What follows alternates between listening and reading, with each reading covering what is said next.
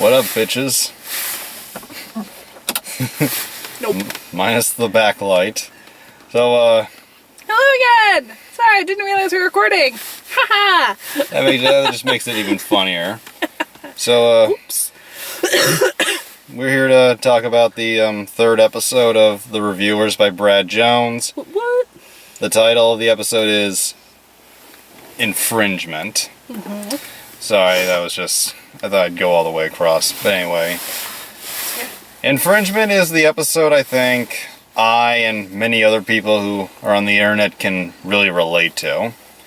Talks about, as the title says, the subject of dealing with copyright infringement when you're reviewing movies and using clips and music.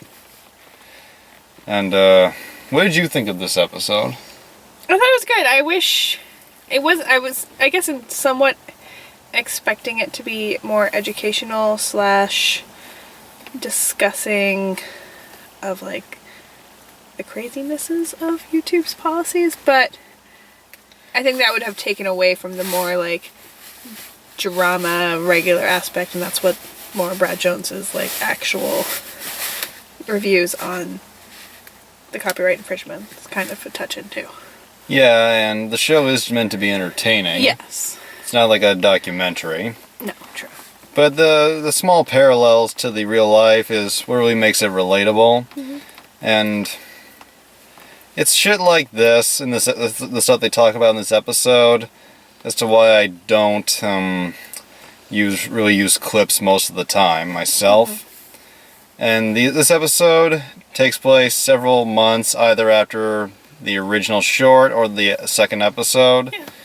And it's pretty clear Michelle, played by Sarah Lewis, is on her last leg when it comes to Jeff and Andy. Yep. And her boss... But her heart is still in there. That's her problem. She's too caring. Enabling. Yeah. She has too much of a heart. Mm-hmm. And after she gets a promotion from her boss, played by Brad Jones, and Mm-hmm. if you getting what Brad's doing at this point? With all the characters he's playing? No. He's playing a different character in every episode of The Reviewers. Oh. So put it on as 2 episodes. I don't know why he decided to do that with The Reviewers. I think it was meant to pay tribute to some comedian he likes. Oh. And I think it's kind of cool that since he's directing it, that he's also kind of showing his face. yeah. Very. And Michelle, when she gets home, she finds Jeff and Andy just giving the most both pathetic but also working puppy dog eyes. Because Jeff and Andy, I guess they share the same YouTube channel, but their accounts have been suspended for copyright infringement, and it's all Andy's fault. Mm-hmm. And we see this muted video of him just dancing all over the place, saying that he used the song Horses with No Name without permission. And Horse with no name. Sorry. it's okay. And Jeff, he's just laying it into him, and Andy goes, "Look, Jeff, me and my fans will do all we can to help you, but at the end of the day, I have my own content I have to think about." And then he's like, "Your account's been suspended too, dipshit." The fuck I have!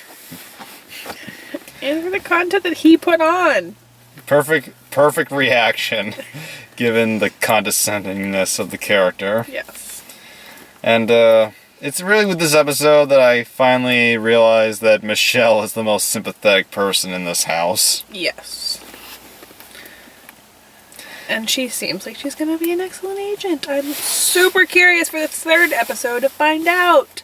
It ends with, and this is also something, you may not get this, but knowing the history of the Channel Awesome website, Mm-hmm. the way this episode plays out is pretty interesting, pretty unique, pretty cool. Mm-hmm.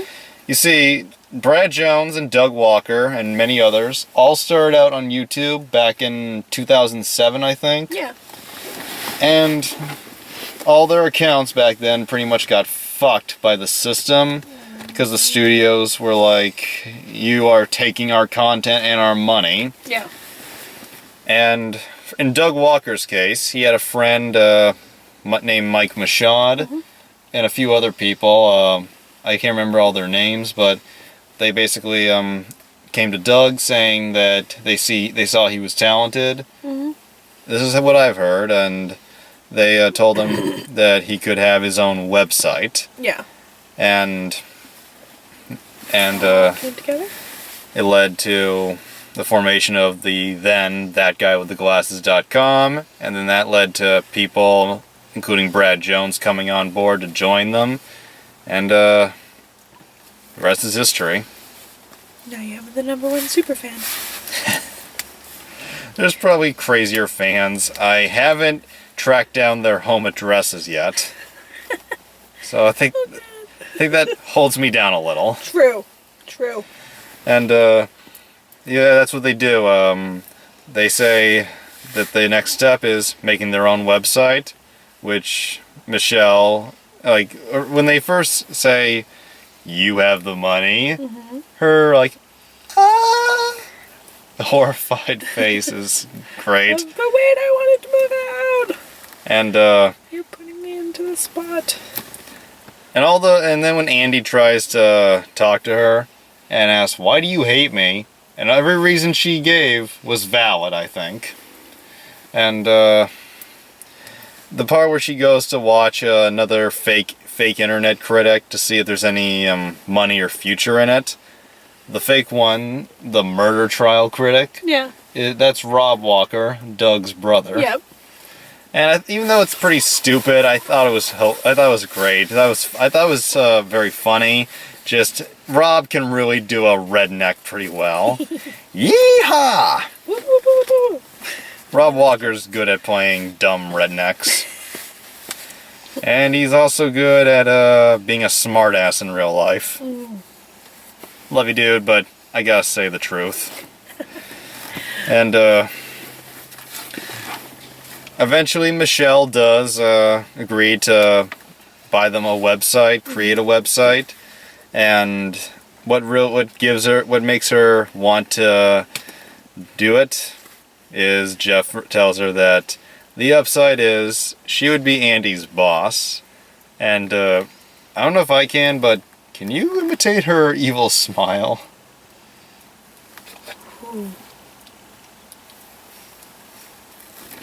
That's what she looks like. And that part where she lets Andy know that she is in charge, he will do what she says, and she just leans in, giving the intense stare. She was actually pretty scary. Yeah. Very intimidating. Like, Sarah Lewis, she has acted in a ton of Brad's projects, and she had the lead role in his movie, The Hooker with a Heart of Gold. And she is honestly one of the most talented actors Brad has. She can be cute and sweet, and scary and intimidating, likable, hateable. She has a lot of good range. Yeah. And someone joked that since Brian and Sarah used to be married, and we see that he was in the same shot with her when she was really leaning in with the scary eyes, some people joked, I wonder if this brought back memories to him. Yeah, it was probably like euphoric of just being like, this has been down this memory lane. I'm kidding. We all know you guys get along very well. And oh yeah, the agent character, Caroline, makes an appearance again. Oh yeah, the crazy appearance, sorry. Only one scene.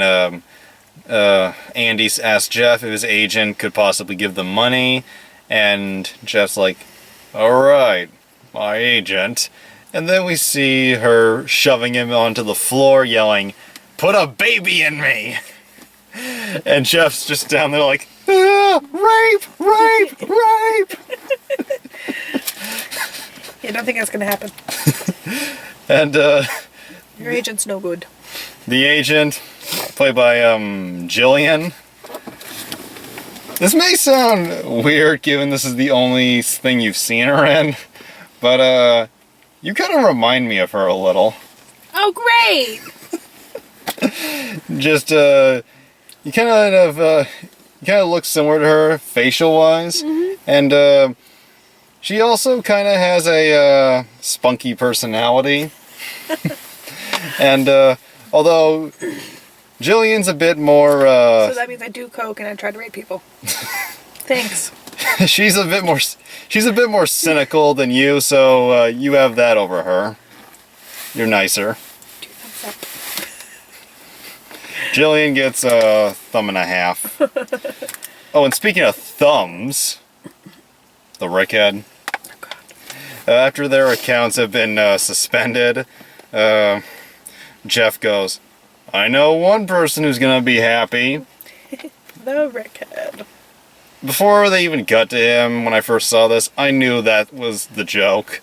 And Dave Gobble, this is sorry for that. That's fine. Dave Gobble, he really got into that laugh. Because we cut to the Rickhead, whose reaction to these two guys, who he's really been just beating over the head. He's like, just gives the most psychotic laugh you've ever seen. Psychotic belly laugh. And he is an asshole, but you think this totally fits the character, and you just see Dave really nailed the part, really got into it, and then the Rickhead is like, I know you're all dying to hear about the latest episode from Space Lancer Steve and Count Thomas Howell. And then he goes, I got my hands on this top secret script to quell any of curiosity you guys might have. And he reads gay erotica on the two characters, and Jeff is like, that son of a bitch, that script was taken way out of context. And my thought was, how could it be taken any more out of context? Like, there's no way that could be taken out of context, you fucking idiot. This is bad. And I don't really think there's anything else other It was than a little short. It was good though. They're all short minus the first episode. But the only thing you could say is a drumstick. Apparently Michelle keeps people in line at her workplace. Yeah, she works at a chicken place, and her way of keeping people in line is just bitch slapping them with drumsticks. I thought you were gonna hit me with that one. Don't bitch slap me with a water bottle. I apologize. My bad. Didn't happen though. Trying to keep me in line. Yeah. So yeah, that's the episode, technically episode 3. There's probably going to be a little, some people, if anyone watches me, wondering, does the original short film count as an episode? Well, Brad credits it as an episode, so it is the first episode. So yeah, that was episode 3, Infringement. A very relatable episode, and even though it doesn't explain a lot about the process, it does kind of give you an idea of, at least back then, how you were to try and deal with YouTube's copyright system. It's still a shitstorm today, but people are working to make it better. Yeah. Hashtag, where's the fair use? All the way. And, it feels weird. I hate using the word dated, but I have to admit, certain parts of this video are no longer relevant. Like Michelle tells them she will get them their own website, so they won't have to deal with YouTube's bullshit, and she'll get them accounts to post their videos on Blip TV. Yeah, for those who don't know, Blip TV was the video hosting site that Doug, Brad, Lewis, pretty much everybody on Channel Awesome used. Gave them good revenue. and the site shut down in 2015, which led to some people just losing their videos entirely. Oh. And people like the Blockbuster Buster, who apparently struggled to keep by, he could only archive like a handful of his videos. Mm-hmm. And a lot of people got most of his videos back, but but through fans ripping them from the site before it shut down. And in this case, bootlegging saved the day. Yay! But yeah, it's funny to hear about Blip TV now, because it's gone. Just fucking dead. Deader than David Bowie. I couldn't think of anyone else, okay? I'm He's dead. I'm a reviewer, not a comedian. 2016 was a hard year. This year, fuck. It's over though. Almost over. One more month. Yeah, we're filming this video just one day after the 2016 presidential election, and you think you needed this? Yes. Exactly. Something to look forward to on a day that didn't have much to look forward to. Yeah. And, wow. Our video's actually as long as the episode. So I guess this is a good place to end. Ta-ta for now. Cowabunga.